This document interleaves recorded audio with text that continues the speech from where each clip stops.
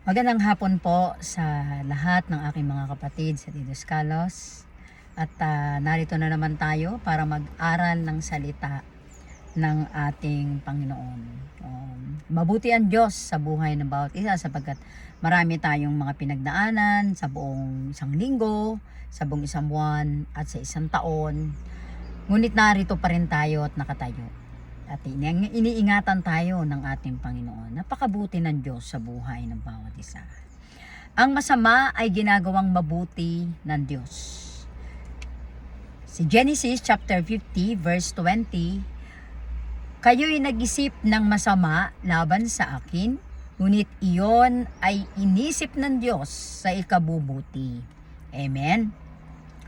Ang buhay ni Jose mula sa sakit patungo sa tagumpay. Ang sabi dito, kayang gawin mabuti ng Diyos ang masamang balak ng tao. The story of Joseph. May pagtataksil, may sakit, at paghihirap. May mga taong nananakit po sa atin. Totoo po yan mga kapatid, no? At kasama yan, lalong-lalo na sa mga lingkod ng ating Panginoon Jesucristo. Yung mga nakakilala, nakakadaan talaga sa pagsubok kasi nga yung mga tao nga na wala pang pagkakilalan at hindi nila inaari na ang Diyos ay ating tagapagligtas, wala silang pakialam pero nakakaranas sila ng pagsubok. Amen? So, ano yung katatagan ng kalooban ng isang tao na may Diyos pagdating sa mga pagsubok, temptation, o mga kung ano man. So mga kapatid, dito natin malalaman the story of Joseph. No? Ihanda ang ating mga ballpen at tayo'y mag-aral. Yung mga Bible natin, ihanda po natin. At tayo makinig ng mabuti at para maintindihan natin ang lahat ng ito. Pero ang tanong, sabi doon, may mga taong nananakit sa atin. Pero ang tanong, may plano ba ang Diyos sa gitna ng sakit na ito? Amen? Yun yung gusto ko rin dati yung malaman. Pero ngayon, nung ako po ay naglingkod, nalaman ko na, kaya pinatatag ng ating Panginoon ang aking kalooban. Amen? Pero bago ang lahat, tayo muna ay manalangin at sambahin natin ang ating Panginoon at pakinggan natin ang kanyang tinig. Tayo po yumuko. Dakilang Diyos, salamat po ng marami sa buhay ng bawat isa. Makikinig ng iyong mga salita. Ikaw, O Diyos, ang nagbibigay sa amin ng karunungan, kaalaman, Panginoon, at tungo sa tagumpay. Salamat ng marami, Ama, sa araw na ito. Bigyan mo po kami ng karunungan at ikaw po ang maglagay sa aming puso, sa aming isip at gawin namin to sa pang-araw-araw ng aming buhay. Ikaw po ang Diyos na mataas at ang lahat ng tuhod ay luluhod. Sinabi mo, O Diyos, na walang mananakit sa amin, ikaw ang gaganti. Dakilang Diyos, ingatan mo po ang buhay ng bawat isa, naging sa mga makikinig. Patawad po sa aming mga kasalanan at hayaan mo, Panginoon, na magsalita po ako at sabihin ko po ang katotohanan. Salamat po na marami. Ikaw po ang Diyos na sumama sa akin sa iyong lingkod. Sa iyo po ang pinakamataas, papuri pagsamba. Amen and amen. Hallelujah. Palakpakan po natin ang ating Panginoon. May plano ba ang Diyos sa gitna ng sakit? Ang sagot po ay yes. Amen. The big yes. God can turn every evil intention into a divine purpose. Sabi ganyan. Kahit masama ang plano ng tao, kayang gawing mabuti ng Diyos. Amen. Hallelujah. Si Jose, no, sa Biblia, no, yung kwento ni Jesus sa Biblia, anak siya ni Jacob, no, na anak ni Raquel. Si Raquel ang pinakamamahal ni Jacob.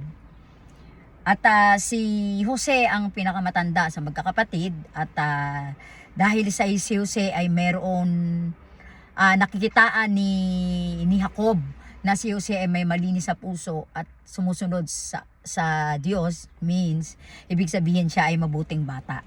Amen, masunurin siyang bata. Kaya si Jacob ay binigyan si Joseph ay binigyan ng kanyang ama, ni si Jacob, ng magandang kasuotan. Yung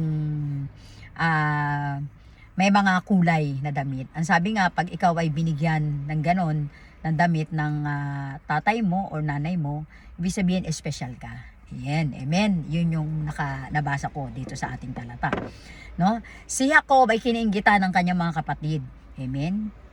Pinakulong, itinapon sa balon, sa yungib. At talaga namang hindi sumuko si Joseph sa pagsubok. Ang dami niyang naging pagsubok, ang dami niyang pinagtaanan. Sa kabila ng lahat ng ito, may plano ang Diyos sa buhay niya. Hindi niya itindihan. At si Jose ay nakakapagpaliwanag ng panaginip. Amen? Kaya dahil siya ay naging leader doon siya ay naging mataas doon sa bayan ng Egypt. At dahil sa kanyang karunungan na ibinigay ng wisdom ng ating Panginoon Jesucristo. Amen? Naging second in command siya ng Egypt. Siya ay naging tagapamahala ng buong bansa. Ginamit siya ng Diyos para sa iligtas ang maraming tao. Yun ang sabi. Doon tayo sa number 1. Pakilagay. God is working even when people are hurting you. In Genesis chapter 50 verse 20, you mean evil against me, but God means it for good. People may hurt you, betray you, reject you.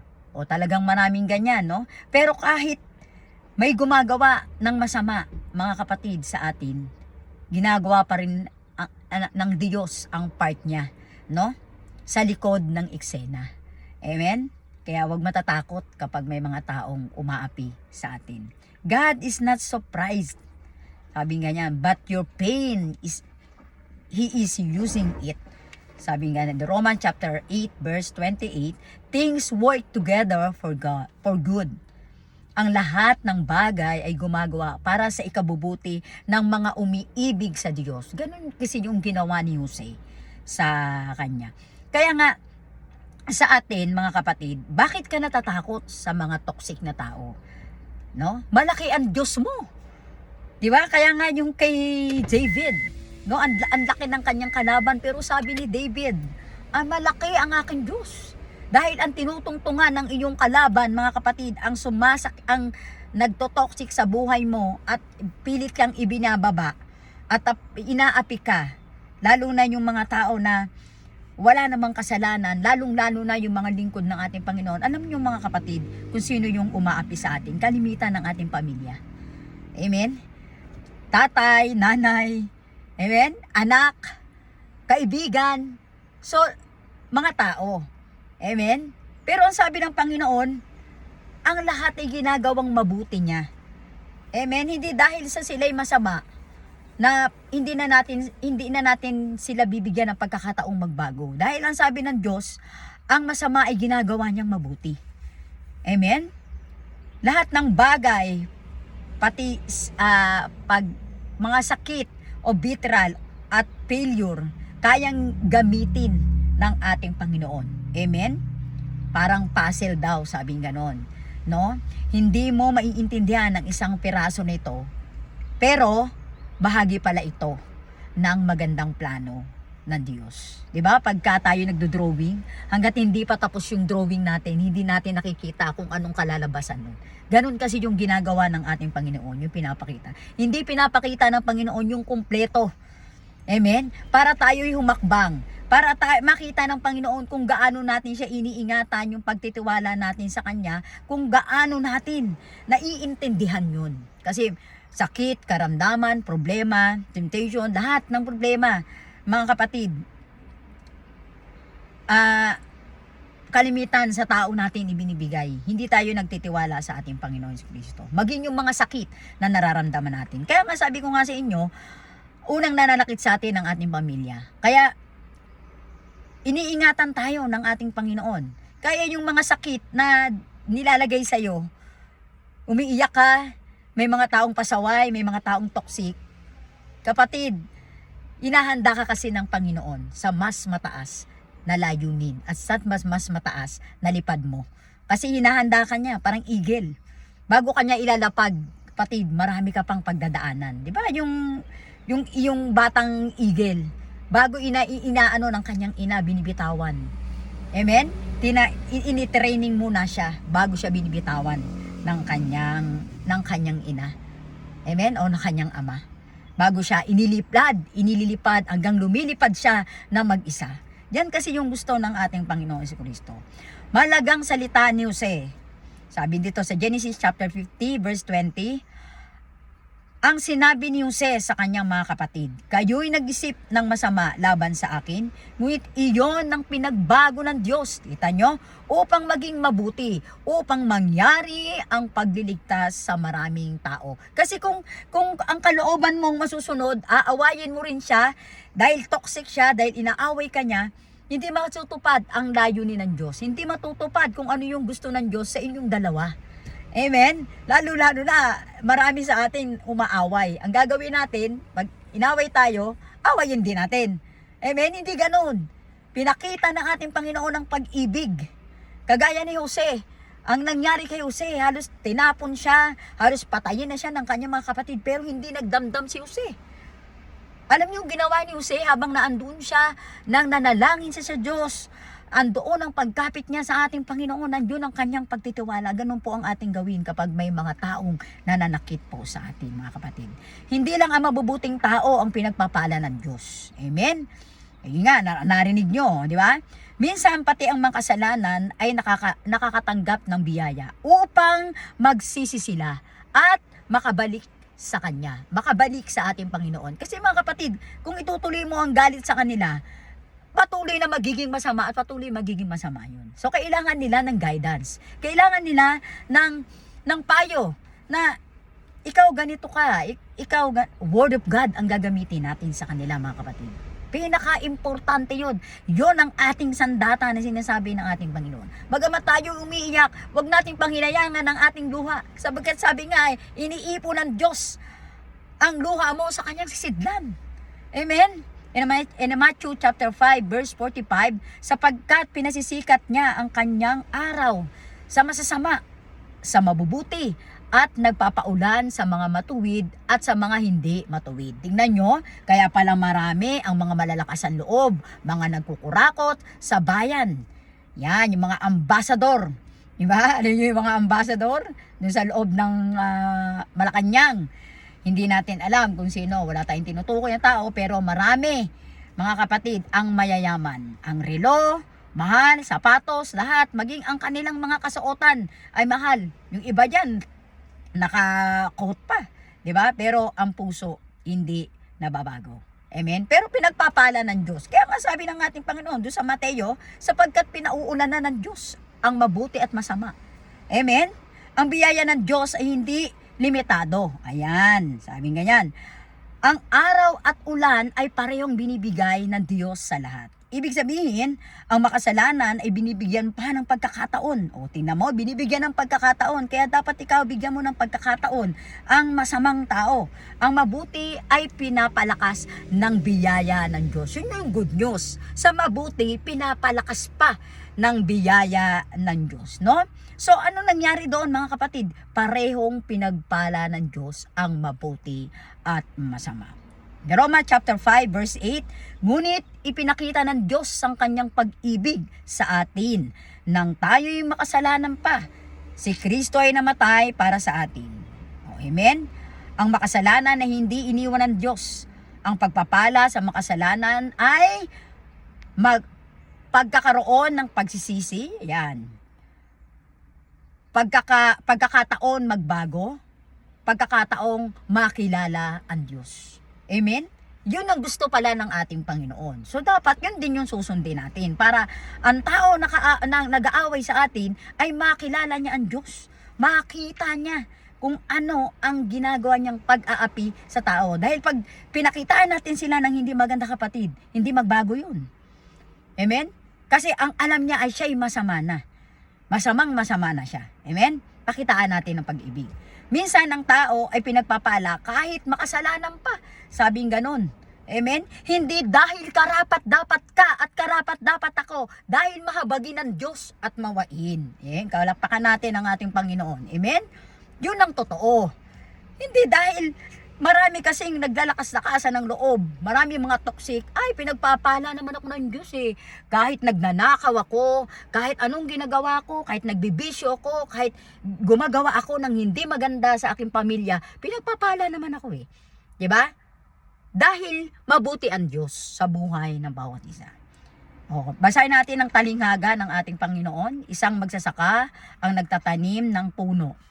Ang isang puno ay hindi nagbubunga. Gusto na itong putulin ng may-ari. Nagpaplano na siyang putulin dahil wala namang silbi. Ngunit sinabi ng magsasaka, bigyan mo ng 1 taon, aalagaan ko pa. Kaya nga taon-taon mga kapatid, nakikita nyo, sinabi ng ating Panginoon, kailangan may nangyayari sa buhay natin. Araw-araw, hindi lang taon-taon, hindi lang buwan-buwan, kundi araw-araw ay meron tayong pagpapatotoo sa ating buhay. Amen? And John 10:27 sabi, alam niyo to, nakikinig sa aking tinig ang aking mga tupa at sumusunod sila sa akin. So pag ikaw ay tupa ng Diyos, wag ka namang away. Kasi ikaw ay tunay na tupa ng Diyos, hindi ka namang kambing. Amen? Kasi yung mga pakalat-kalat lang na hindi pumupunta doon sa kulungan, doon sa pamantayan ng ating Panginoon, yun yung mga kambing. Kaya nga yung mga kambing, pagka nagkakalat-kalat sila diyan, nakakagawa sila ng mga kasalanan. Iba yung tupa. Ang tupa kasi isang whistle lang ng Panginoon. Diretso yun, sumusunod yun. So ang mangyayari nun, pag may kambing na hindi maayos, tapos tayo ay tupa ng Diyos, pag makipag-away tayo dun sa kambing, mahawa tayo. Madadala na tayo ngayon. Dahil hindi naman tayo kambing. Tayo ay alagad ng Diyos. Amen? Mga kapatid, si Jose ay binubuli ng kanyang mga kapatid. Mayabang ang kanyang mga kapatid, pasikat, toksik. Ayan, kaya wag tayong toksik sa ating kapwa. Amen? Kalaunan, ipinaliwanag niya ang panaginip ng paraon. Ipinaliwanag ni Jose ang panaginip ng parao tungkol sa darating na 7 taon ng kasaganaan at 7 taon ng taggutom. Dahil dito, ginawa siyang pangalawang pinuno ng Ehipto. Muling nagpakita ang magkakapatid, nagkikita-kita sila. Nang magkaroon ng taggutom, pumunta sa Ehipto ang kanyang mga kapatid upang bumili ng pagkain. Hindi agad nila mga kapatid nakilala si Jose dahil iba yung postura ni Jose. Dahil siya nga ay naging parang siyang yung hari ang kanyang suot dahil siya nga ay pinuno ng Egypt. Ginawa siyang pinuno ng ating yung hari doon. Amen? Kayang gawing mabuti ng Diyos ang lahat ng bagay. Amen? Kaya wag nating kalilimutan mga kapatid, yung ating sakit na nararamdaman, ito hindi parusa. Amen? Ito ay paghahanda ng ating Panginoon. Kaya kung ano man ang ginagawa sa iyo ng kapwa mo, ano man ang binabalik na salita niya sa iyo, inaaway ka man niya, tinutoksik ka niya, kapatid, behave, pray, devotion. Gamitin mo ang mga sandata ng ating Panginoon. Hindi ka niya magagalaw. Dahil mahigit pa ang lingkod ng Diyos at higit pa ang alagad ng Diyos. Kilala ka ng Diyos, mas kilala ka niya kaysa sa makasalanan. Amen? Kasi kilala din ng ating Panginoon ang makasalanan, lahat tayo kilala ng Diyos, pero sabi nga ng Panginoon, mas pinasisikat ng Diyos ang pagpapala sa mga taong may pusong malinis at gumagawa sa pamantayan ng ating Panginoon. Palakpakan natin ang Panginoon. Number 2, God used pain to position your for purpose. Ginamit ng Diyos ang sakit at ang pagsubok upang ihanda at ilagay ka sa iyong layunin. O yan, di ba? Ilagay ka sa iyong layunin. The world has its own understanding, but the believer must live according to God's standard. Amen?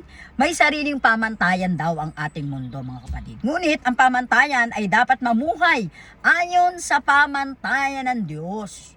Amen? Alam na alam niyan, lalo na mga ating mga lingkod ng ating Panginoon. Alam na alam niyan yung may mga pagkakilala na sa ating Panginoon. Di na dapat sumasablay, mga kapatid. Ang mundo ay may sariling pamantayan kung ano ang cool, accepted, normal o success. Madalas itong nagiging base sa kasiyahan, popularity, money, pride, self-centered living. Ayan, sabi dito, hindi ko na ilagay yung self, nagkulang. The word set standard based on pleasure, fame, money, and self. Sabing ganyan. But the believers must live according to the God standard. 'Di ba? Kasi iba kasi yung pamantayan ng taong may wisdom ng ating Panginoon at iba din yung pamantayan ng taong mga toxic. Amen.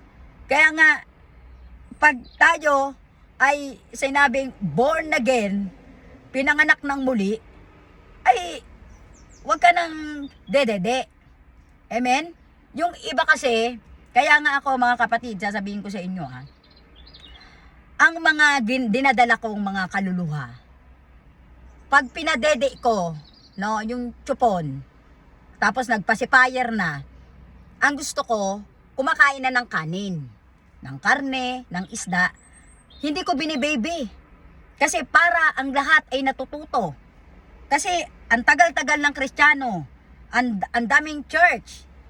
Kasi dati doon ako galing sa church na ito. Ito talaga yung church ko dati, yung MCC, MCI, kung ano-ano mga MCC church. Yung mga ganon. Pero hindi ka naman nagbabago. May dala ka pa ring basura. Amen? Ang tunay na mahalan Diyos. Ang sabi dito pero ang mananampalataya ay hindi sumusunod sa pamantayan ng mundo. Ayan kundi sa pamantayan ng Diyos. Ibig sabihin, live holy, live with integrity, live with love, live with obedience, live like Christ. Amen? Kailangan mayroon kang kawangis ng ating Panginoon. Amen? And si Lord hindi nagdadala. Sabi nga, walang nakapasok sa aking kaharian na basura. Amen? Sasabihin ko yan sa inyo. Kasi ang tagal ng Kristiyano, hindi pa rin nalalaman kung anong kasalanan. Ayaw pa rin tumalikod. Repentance, ang repentance, isang beses lang. Amen? Pag nag-repent ka sa Lord, ibigay mo ang buhay mo. Iba yung sorry. Iba yon. A believers follow God's value, not the word value. Amen?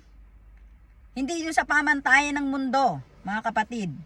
And awit 37:23, ang mga hakbang ng taong matuwid ay pinatatatag ng Panginoon. Nakita mo? Saan ka? Bakit ka matakot? Diba? Kaya yung mga iba pag yung naidalang Bible, nagcha-church, nahihiya. Sabi, pre, magpapastor ka ba? Ikaw, pastora ka na? Binubuli tayo. Diba? Wag ka mahiya.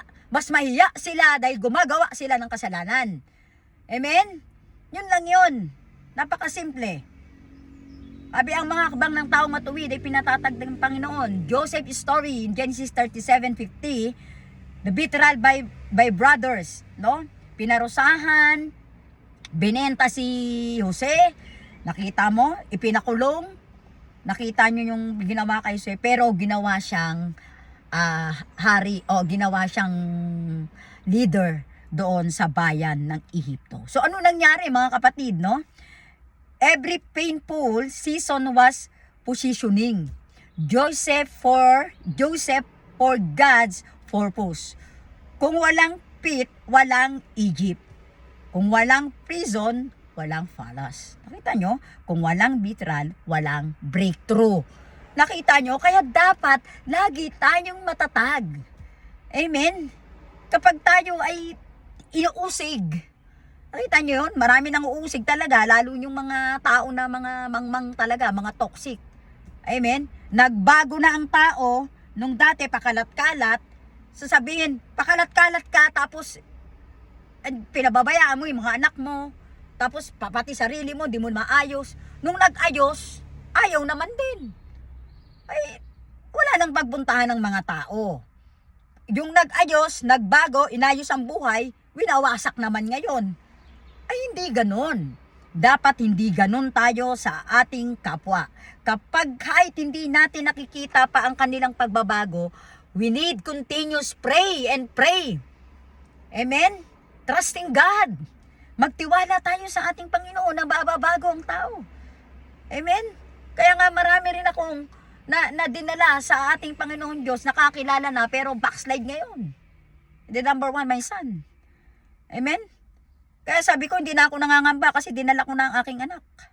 Hindi na ako nangangamba, meron na siyang pagkakilala sa Lord. Tumaob lang eh. Oh. Kasi na magbangon dyan, sarili niya. Ibangon niya. Kasi hindi ako sampalataya na antayin pa ang ating Panginoon. O, intayin mo. Intayin mo dumating ang Diyos bago ka magbago. Hindi. Ang pagbabago ay kusang loob na lumalapit sa Diyos at sinusuko ang kanyang buhay. Palakpakan natin ang Panginoon. Amen? God used pain to position your for purpose. Ginamit ng Diyos ang sakit upang ikaw ay magtagumpay. Amen? Kaya pag ikaw lalapit ka sa ating Panginoon, marami kang mararanasan. No? Kaya kailangan meron tayong pagtitibay. Ganyan ang ginawa ni Jose. Ang taong may mabuting puso ay nagmamahal sa Diyos, sumusunod sa kanyang kalooban, namumuhay sa katwiran. Ang pamantayan ay ang sukatan o tuntunin ng Diyos kung ano ang tama at mali. O ayan, nakita nyo yung sukatan. Minsan kasi, ang ginagawa natin, yung utak ng tao, binabaliktad. Amen? Ang ganda-ganda ng itsura, ang ganda ng ilong, ang nangyari, yung ilong, anong tawag doon, pa-botox, ang nangyari, nasarat. Walang kakontentuhan eh. Alam ng mali, alam naman na tama na yung ginawa ng Diyos sa kanya, binabago pa niya. Ay, wag nating baguhin ang ginawa ng Diyos sa atin. Kung tayo lalaki, lalaki. Kung tayo babae, babae. Bakit ka pupunta doon sa mga bagay na ayaw ng Diyos? Amen? Kaya pati pag nagkasakit ka, nagka-cancer ka, kung ano-anong mga sakit na ano mo, na punta dyan sa katawan mo, dahil lasinggero ka, kung ano-anong mga ginagawa mo sa buhay mo, sisisihin mo pa ang Diyos. O yan. Kaya nga sabi ko, wag nating sisihin ang Diyos. Yeah, amen? Hallelujah. Purihin ang Diyos sa buhay ng bawat isa. Na Psalms chapter 105 verse 19, the word of the Lord tested him. Yung proseso ay nakahanda kay Joseph para sa destiny niya. Amen? Nakahanda yan mga kapatid hanggang sa dumating ang panahon na maganap ang kanyang salita. Sinubok siya ng salita ng Panginoon. Ayan. Pag sinusubok tayo ng salita ng ating Panginoon, iintindihin natin yun. Amen? Dapat yung boses ng Diyos, palagi natin yan This is the Holy Spirit. Amen? The rule of measure of righteousness that God set for how people should live. Sabing ganon. Kung paanong dapat mamuhay ang tao sa katwiran. But first, the kingdom of God in the righteousness. His righteousness. Hanapin ang kaharian ng Diyos at ang katwiran. Dito, Matthew chapter 6, verse 33. Kaya kailangan tayo mga kapatid, no? Dapat lagi tayong matatag pagdating, no, sa ating paglilingkod, no? Kaya nga may mga tinatawag na mga ambassador. Amen? Binanggit ko yan sa inyo, yung ambassador, lalo na sa mga music team. Sabi dito in the Bible, an ambassador represent a higher authority acting as a messenger that convey important message, negotiate peace, and build alliance. Much like a diplomat today. Christian are called, sabi nga yan, ambassador for Christ in 2 Corinthians 5:20, meaning believers serve, o yan as official representative of God's kingdom on earth. Eh, ang problema, nagiging katiwala ka ng mundo, puro naman mga katoksikan ang ginagawa mo. Ikaw yung ambassador ng kaguluhan. Ayan, hindi ka ambassador ng Diyos. Dahil ang ambassador ng Diyos, sabi dito, And Isaiah chapter 33:7, pag binasa natin doon, in Ephesians chapter 6, verse 20, si Joseph ay naging matatag sa gitna ng pagsubok. Joseph can also be called an ambassador because he remains strong and faithful in following God's purpose despite trials and hardship. O yan, nakita nyo? He became a good example of obedience, faith, and trust in God's plans. Nakita nyo yun? Ganun dapat tayo mga kapatid. Yung kagaya ng nangyari kay Joseph. Ang dami niyang naranasan puro sa kabutihan at puro sa kalooban ng Diyos. Kaya siya nagtagumpay. Amen? Ang taong mabuti ay hindi pinababayaan ng Diyos. Ang taong mabuti ay may mabuting puso. Yan mga kapatid. Nagmamahal sa Diyos, sumusunod sa kanyang kalooban, namumuhay ayon sa katwiran. Ganyan na nangyari kay Joseph. Amen? So, purihin ng Diyos sa buhay ng bawat isa. What blessing of righteousness person receive? Ano yung marireceive ng taong mabuti, mabait, sumusunod sa Diyos? Gabay ng Diyos, kapayapaan, proteksyon, espiritual na paglago. God promised blessing to the righteous. Nangako ang Diyos ng pagpapala sa taong matuwid. Surely, surely, you bless the righteous. You surround them with your favor as with a shield. Nakita nyo? And Psalm chapter 5 verse 12, tunay ngang inyong pinapagpapala ang matuwid. O yan. O Panginoon, pinapalibutan mo siya ng iyong lingap na parang kalasag. Isipin mo, ikaw yung may ganyan, na bibigyan ka ng ating Panginoon ng lingap at kalasag. Kapatid, nakasild ka, nakapayong ka, hindi ka mababasa, magamat nababasa ka ng problema, naandyan ang ating Panginoon para ikaw ay yakapin sa tuwing ikaw ay nilalamig, sa tuwing ikaw, sabagat gusto ng Diyos, ikaw ay palaging nag-iinit sa kanyang tahanan at sa kanyang puso na mapagbigay. Sundin natin ang ating Panginoon. Amen? Napakabuti ng ating Diyos. Palapakan natin ang ating Panginoon. God used pain to position your purpose. Ginamit ng Diyos ang sakit at ang pagsubok upang ihanda at ilagay ka sa iyong layunin. Number 2. Yan yung number 2 natin. Number 3, God turned evil into good for the saving of many. Ayan. Ginagawang mabuti ng Diyos ang masamang plano para sa ikaliligtas ng marami. So, nakita nyo? Ginagawang mabuti ng Diyos ang masamang plano para sa ikaliligtas ng marami. Dapat gagawin natin to mga kapatid. In Genesis chapter, balik ulit natin doon, in Genesis chapter 20:50, to save many lives. Sabing ganon. God doesn't just rescue you. He used you to rescue others. Hindi ka lang sinagip ng Diyos, ginagamit ka rin niya para maging pagpapala at tagapagligtas sa iba. Paano ka makakapagligtas ng iba? Binubuli mo yung mga taong matitino. Amen? Huwag mo nang bungabulihin yung mga ganon. Paano kang magiging tagapagpamahala? Paano kang bibigyan ng Diyos ng karunungan? Hindi mo naman napapatunayan sa sarili mo na ikaw ay okay. Miski ang sarili mo, hindi mo mabago. Miski ang sarili natin, mga kapatid, hindi tayo makaiwas sa kasalanan. Ayaw nating bitawan ito. Paano tayo magiging alagad ng Diyos kung gano'n ang mangyari sa atin? Your testimony will bless others. Your pain becomes someone else healings. Yan. Your story becomes someone else hope. Dapat useful tayo, nagagamit. Mga kapatid, marami kasi sa atin, mga kapatid, mga Christian, hindi nagagamit. Amen? Hallelujah. Hindi nagagamit. Tayo ay patapon. O sino yung mga patapon dito?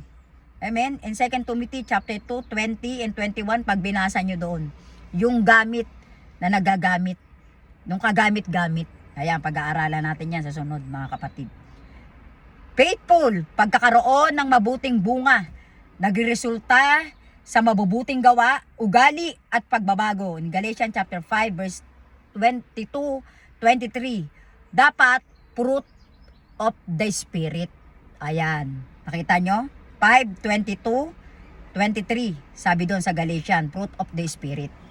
Yung, pag nabasa din natin doon. Kaya magbabasa tayo ng Biblia, mga kapatid. In 2 Corinthians 1:4, He comfort us so we can comfort others. Ginamit ng Diyos ang pinagdadaanan mo para makatulong sa iba. Amen? Ginagamit ng Diyos yan. Huwag mong gamitin yung galit mo kapag may yung pamilya mo, yung tatay mo, parang hindi mo na maintindihan kung ano nangyari. Ginagamit yan ng Diyos para sa ikabubuti ng lahat. Amen? Amen? Ikaw ang ginagamit eh. Amen? Ang Diyos ay mapagpatawad sa mga kasalanan. Diyos ng pagpapala sa matuwid. Amen? Hallelujah. Ngunit tandaan, ang biyaya sa makasalanan ay paanyaya sa pagsisisi. Basahin natin 2 Peter chapter 3 and 9. Hindi nais ng Panginoon na ang sinuman ay mapahamak, kundi ang lahat ay magsisi. Ayaw ng Diyos na tayo napapahamak. Kahit yung mga taong hindi mabuti, mga kapatid, ayaw ng Diyos siya napapahamak. Kaya nga nagaanyaya ang ating Panginoon sa bawat isa na lumapit tayo. Kaya marami diyan na bago, mga kapatid, kaya ito yung tinapi ko. Alalahanin ninyo, mga kapatid, diyan sa upuan mo, ikaw ay dinala ng Diyos. May layunin ng Diyos, may purpose ng Diyos kung bakit ka nandiyan. May gagawin ng Diyos sa buhay mo. Palakpakan natin ang ating Panginoon. Kung ikaw ay matuwid, manatili ka sa Diyos. Dahil ang pinakamalaking pagpapala ay makasama ang Diyos magpakailanman. Yan ang malaking pagpapala. Hindi pagpapala ng mga pera, anumang material. Ang pagpapala ng tunay ay kalakasan. Sige nga, marami kang pera, naka-descross ka, nakatubo ka. Pero marami kang pera, hindi mo naman magamit yun. Joseph journey from pain to purpose. Yan. His brother hated him. Nagalit sa kanya. Gusto siyang patayin. Binenta siya, mga kapatid. Amen. Hallelujah. Kung ikaw kaya nakaranas ng lahat ng mga nangyari kay Joseph, mga kapatid.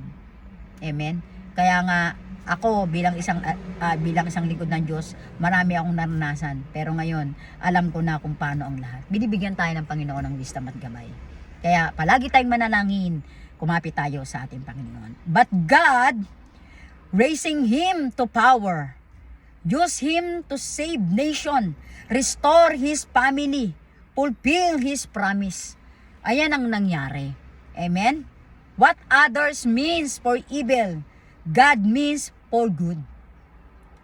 Ayun yung ating dapat matutunan, mga kapatid, sa buhay ng bawat isa. Ang tanong, ikaw ba ay nasaktan, pinagkanulo, nakalimutan, dumaan sa hirap? Ang Diyos ay may plano pa rin. In Genesis chapter 50 verse 20, ginagawa ng Diyos ito sa ikabubuti. Ang mensahe ng buhay ni Jose ay sakit ay nagiging tagumpay, ang luha ay magiging pagpapala. Ang masama ay ginagawang mabuti ng ating Panginoon. Palakpakan natin ang Diyos, mga kapatid. In the Roma chapter 8 verse 28, ang lahat ng bagay ay gumagawa sa ikabubuti ng mga umiibig sa ating Panginoon Diyos. Ibigin natin ang ating Panginoon. Yan ang lagi natin tatandaan. Not everything is God in our perspective. It demonstrates God sovereignty. He used every event for His purpose. Strengthen faith amidst trials and tribulation. True love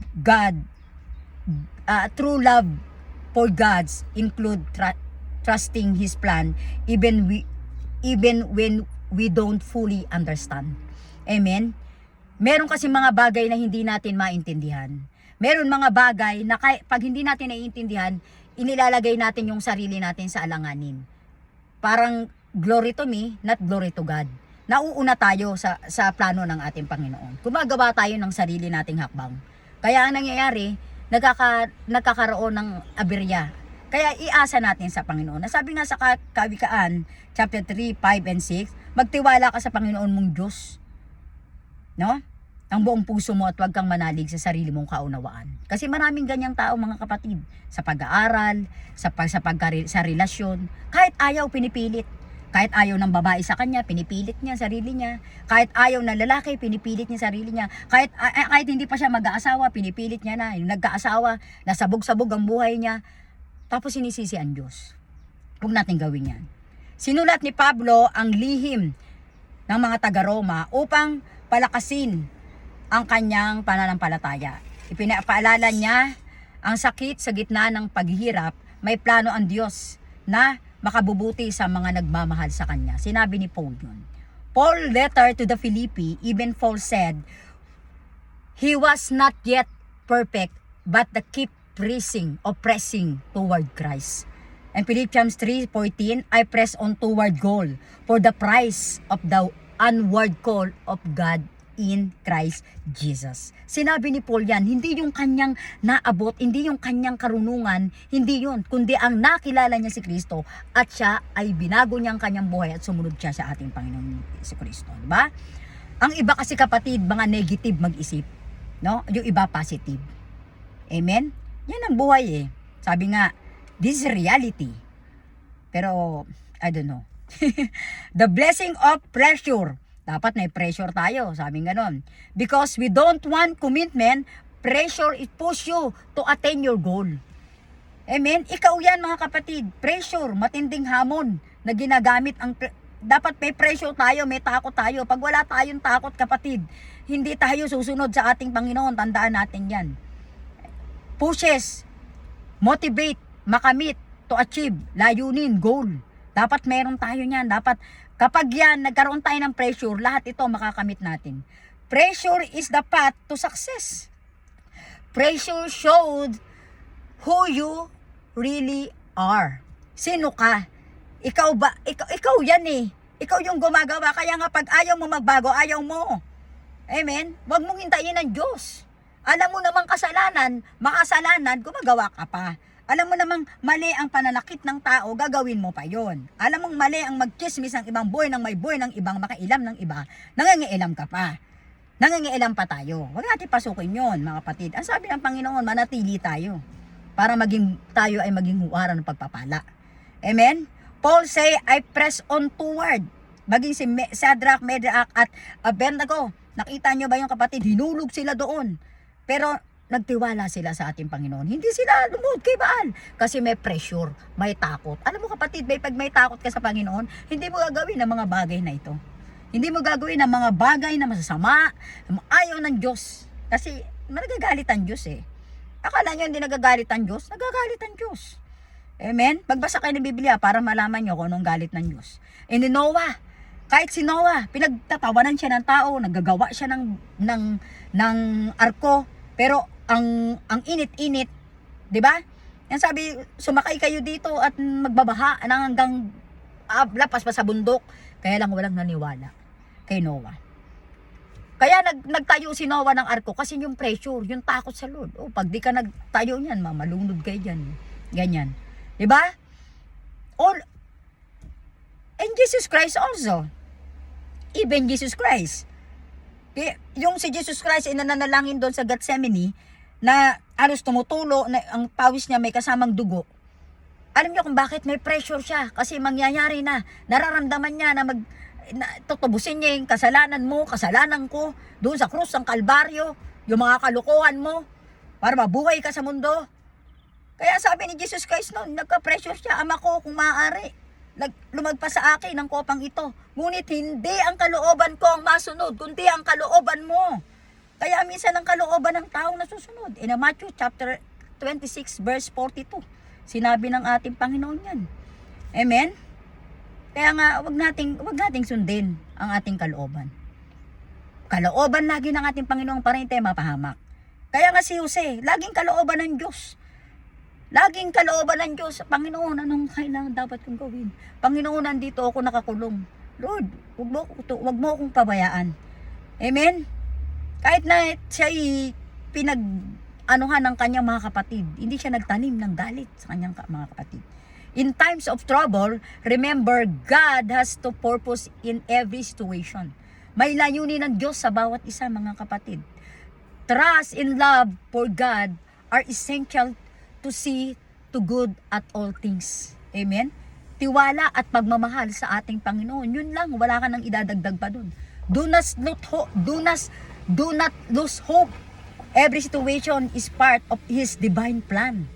Banal po ang nangako sa iyo at sa akin at sa lahat at sa buong mundo. Ang Diyos ang tumayo dito para magsabing, ikaw ang gagamitin ko sa aking tahanan. Magtiwala ka sa akin. Amen? Huwag kang panghinaan ng loob. Nang makita ni Jose ang kanyang mga kapatid, hindi siya naghiganti. Pinili niyang magpatawad. Kung pinili ni Jose ang galit, maaring hindi natupad ang layunin ng Diyos. O nakita nyo? Kaya wag yung sa sarili natin. Sarili yung sa Diyos. Kaya para mas maganda, kasi sino ba? Diyos ka ba? Diyos ba ako? Siyempre sa Diyos tayo. Kasi ang plano ng Diyos, ang layunin ng Diyos, ang lahat ng ginagawa ng Diyos ay may pagpapala. Amen? In Efeso chapter 4 verse 32, magpakabuti kayo sa isa't isa, mahabagin at magpatawad. O ayan na, nakita, mahabagin at magpatawad. Yung iba, taas ng pride. Amen? Inaaway ang kapitbahay. Kaya nga ako, pag may mga away-away, mga pamilya, mga ganun, kaya nga, pinapipray ko na lang. Hindi ako, kasi ayoko maging toxic sa harap ng ating Panginoon. Dahil, kung kilala ako ng tao, mas kilala ako ng Diyos. Pagpalakpakan natin ang ating Panginoon. God can turn literal pain and suffering into blessing and deliverance. Joseph's life teaches us that faith, amen, patience and forgiveness align us with God's creator plans. Itinuturo ng Diyos na ang pagpapakumbaba, pagmamahal, sakripisyo, pagsunod at pananampalataya ay isang daang tungo sa panibagong pag-asa at nagdadala sa atin sa mas mataas na plano ng Diyos. Mahalin natin ang Diyos, magsisi sa nagawang mali, magbalik loob sa Kanya, mahalin ang kapwa, at manampalataya sa ating Panginoon Hesukristo. Yun lang ang ating gagawin, mga kapatid. The life of Joseph teaches us that obedience to God does not always mean an easy life. Hindi talaga madali, mga kapatid.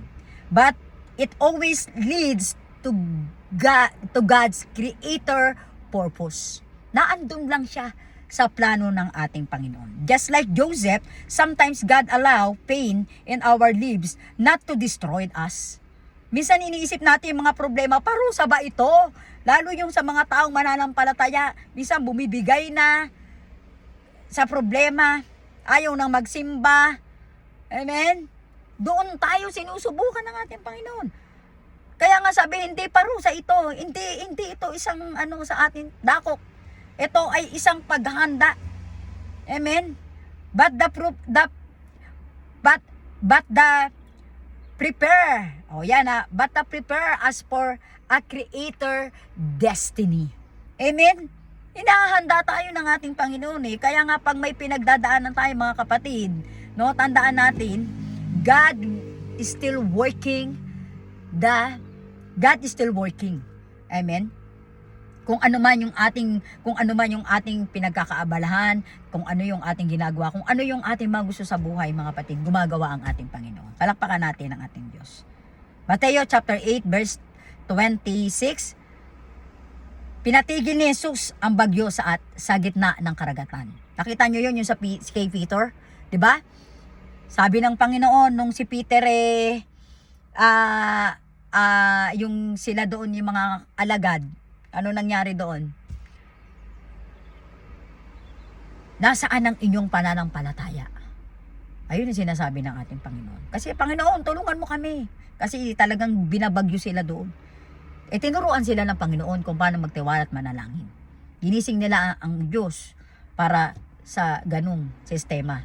Kaya sabi ng Lord, nasaan ang inyong pananampalataya? Ayun ang sabi ng Panginoon, nasaan ang iyong pananampalataya? Ang masama ay hindi katapusan. Ginagawa itong daan ng Diyos para sa kabutihan at kaligtasan. A person who truly desire to change encounter God's choices to allow His righteousness and standard. True change does not begin with human effort alone. It begins when a person seek God sincerely. Amen. God revealed Himself. He transforms the inner life. He leads the purpose to live according to His truth. Amen. Following God's standard means leaving old ways and embracing a life of obedience, righteousness, and purpose. Yan yung nangyari. Dapat mangyayari din yan sa atin. Amen, mga kapatid. Change is not just improvement. It is transformed through God. Amen? Sa pamamagitan ng pagmamahal natin sa Diyos, kaya nating magbagong buhay. Amen? Kasi kung di natin mahal ang ating Panginoon, wala lang yan. Kahit mabulok ka dyan sa church, kahit saan church ka pumunta, iba to. Kung hindi ka magbago, walang mangyari sa'yo. Isuko mo ang buhay mo sa Diyos. Huwag mong hintayin ang Lord. Kasi pag hinintay mo Lord, di ka makasama nun. Sabihin, ba't ako hintay? Dapat nung nandiyan pa ako, nagsisi ka na. Kaya andito na ako. Wala na, hindi na pwede. Judgment na ngayon. Oh, nakita mo? Kaya ako bilang isang pastor, mananampalataya, lagi kong sinasabi, ngayon din. Ngayon na. Hindi ako sampalataya. Konteksto ko palagi, obedience. Amen? Repentance. Transformation. Yan ang aking context. Amen?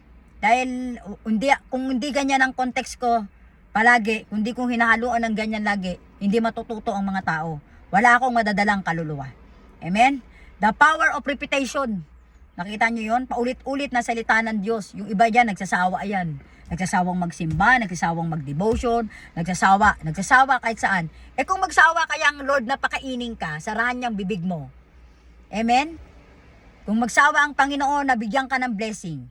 Ang tao, walang kakontentuhan. Nung dati, wala namang maraming pera, wala namang nagsusupport. Okay lang, kalma. Nung may nagsusupport na, hindi pa makontento.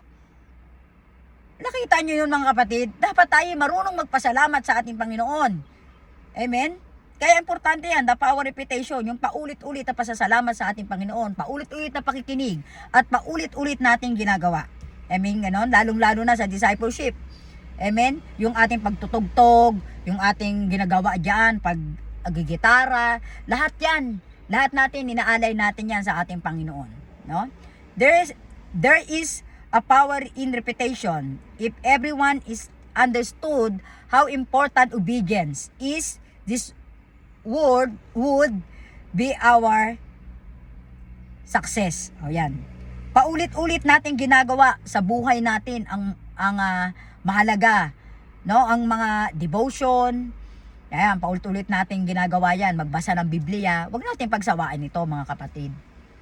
Huwag natin pagsawaan. Kaya nga kung sabi ng Diyos, pagsawa kaya ako, kunyari ang utak ng tao ay utak ng Diyos.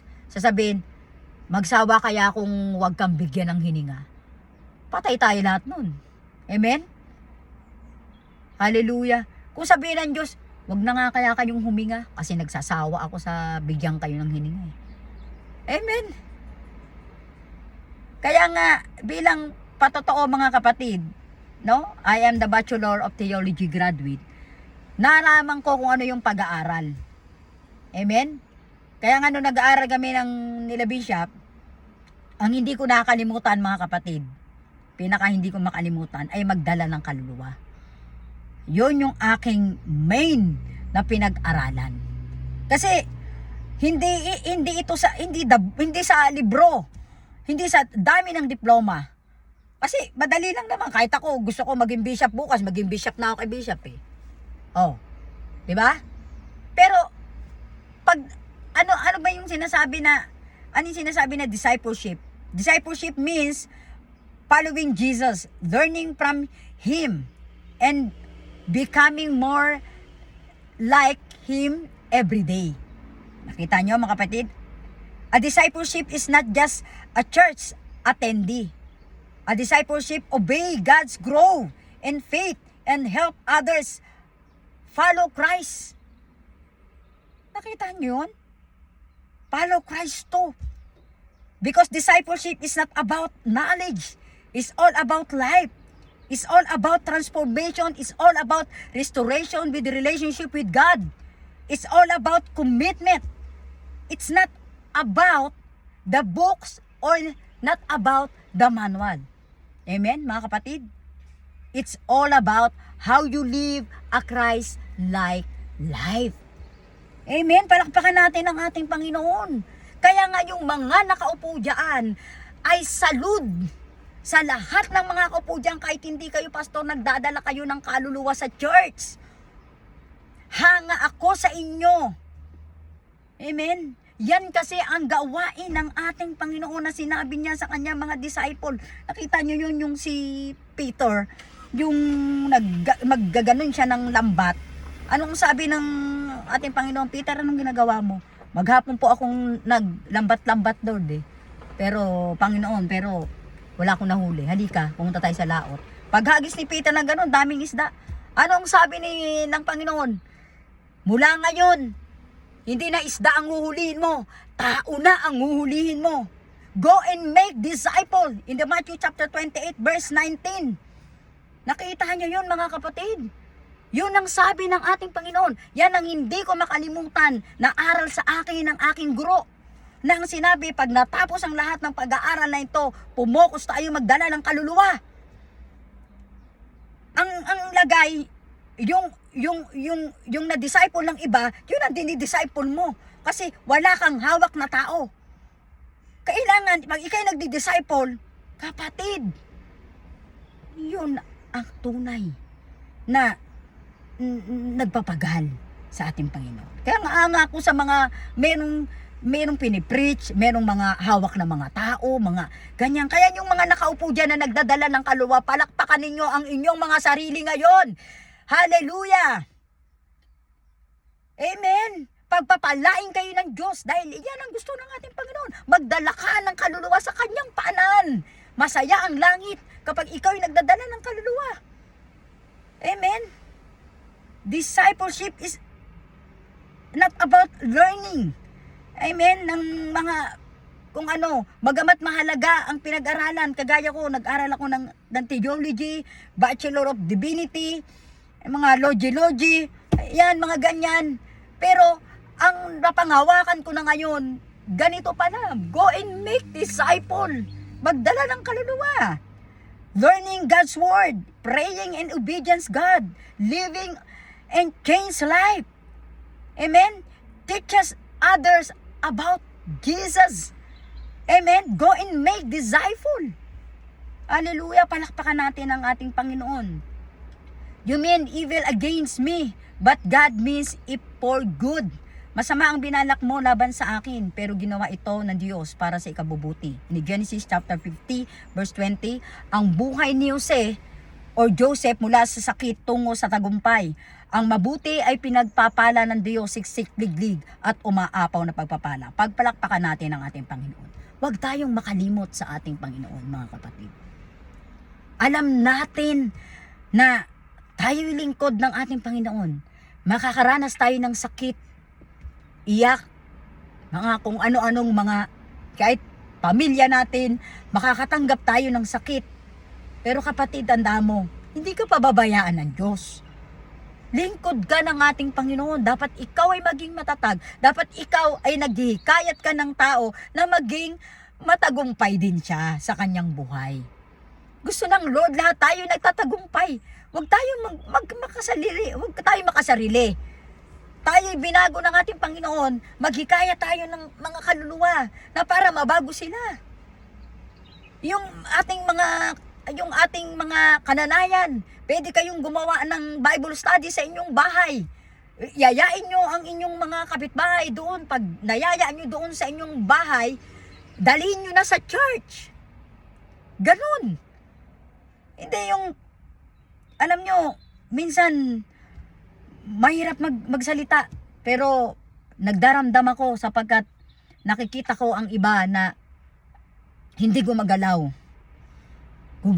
Gagalaw tayo sa ating Panginoon sapagkat papalapit na ang Diyos. Lalong-lalo na ang ating pamilya, dalhin natin sila. Lola natin, pamangkin natin, pinsan natin. Lahat sila dalhin natin sa Lord. Huwag natin silang pagsawaan. Ipanalangin natin sila. Amen? Palakpakan natin ating Panginoon. Mag-conclusion tayo. Ayan, pakita na lang yung conclusion, anak. Kung ano man ang ginagawa ng tao para saktan ka, kayang gamitin ng Diyos para ingatan ka. Ayan, basahin natin sa conclusion. Amen?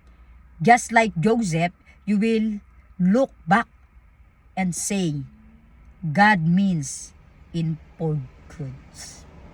Amen? Ang lahat ng bagay ay ginagawang mabuti ng ating Panginoon. Ang lahat ng masasama ay ginagawang mabuti ng ating Panginoon. Pero depende sa tao na makakaharap niya. Kaya kung masama man ang iyong tatay, ang iyong nanay, ang iyong kapatid, ang iyong anak, kapatid, huwag natin silang pagsawaang pray. Huwag natin silang pagsawaang ikimkim sa ating puso na tayo ay mahabag sa kanila, na abutin sila ng ating Panginoon, na manumbalik sila sa ating Diyos, na matakot sila sa ating Panginoon. Yun ang gagawin natin. Huwag natin silang i-judge agad. Amen? Ako, iba ang aking alituntunin pagdating sa pangangaral ng salita ng ating Panginoon. Gusto ko ay lahat ay madadala ko. Kaya kung ano-ano na lang ang pinagagawa naming mag-asawa, hindi nyo ba alam, maraming nagchat-chat sa akin, maraming nagte-text, nag-messenger.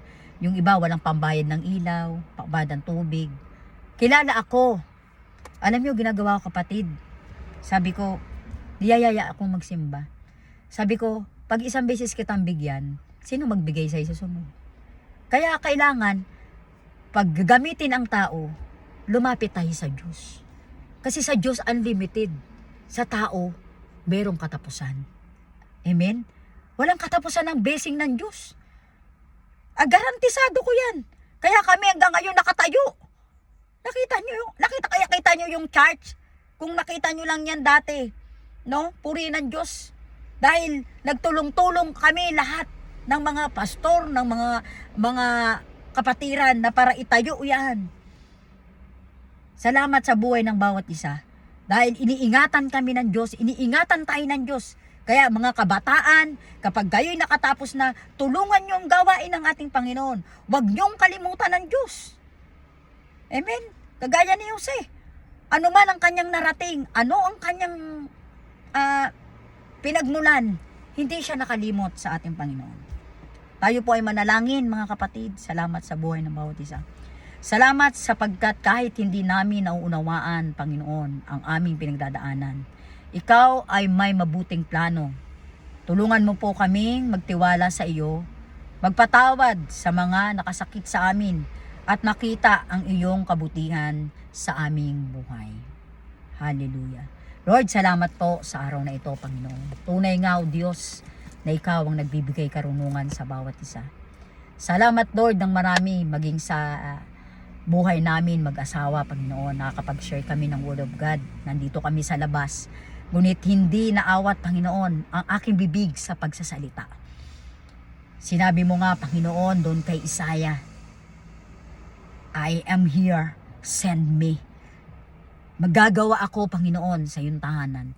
Maging ang mga kapatid kong ito, Panginoon, ay hindi sila magsasawang maglingkod sa iyo. Hindi magsasawa ang bawat isa magdala ng kaluluwa.